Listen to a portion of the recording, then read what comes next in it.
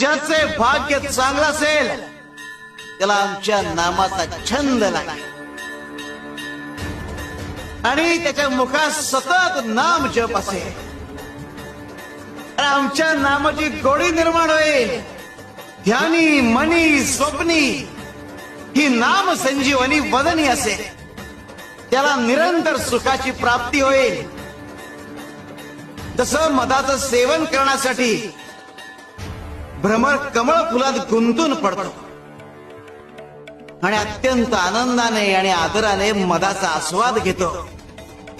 आमच्या भक्ताचे मन आमच्या नामाचे ध्यान लागून उच्च पातळीवर स्थिर होते.